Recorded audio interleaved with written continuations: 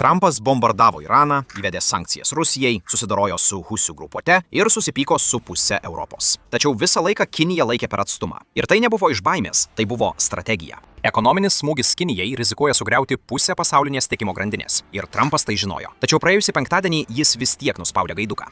Iždo departamentas įvedė sankcijas Hongli Petrochemical, antrai pagal dydį nepriklausomai Kinijos naftos perdirbimo įmoniai, kartu su maždaug 40 laivybos bendrovių ir tanklaivių gabenančių Irano naftą. Hongli yra vadinamoji nepriklausoma naftos perdirbimo gamykla. Iš esmės nepriklausoma, valstybės nekontroliuojama perdirbimo įmonė, kuri beveik neturi sąsajų su JAV finansų sistema. Būtent todėl Pekinas jau daugelį metų nukreipia Irano naftą per juos. Jie yra spraga sistemoje. Iranas pakrauna žalią naftą į vadinamąjį šešėlinį tanklaivių laivymą, kurie išjungia savo siųstuvus, atlieka perkrovimus iš laivo į laivą tarptautiniuose vandenyse, perženklina krovinį kaip Malaizijos ar kitų šalių, o nepriklausomos naftos perdirbimo gamyklos ją perka su nuolaida. Tačiau tikrasis svertas slypi ne pačioje perdirbimo gamykloje, o ją remiančiose bankuose. JAV iždas jau įspėjo 2 Kinijos bankus apie galimas antrinės sankcijas, jei jie ir toliau aptarnaus su Iranu susijusius mokėjimus.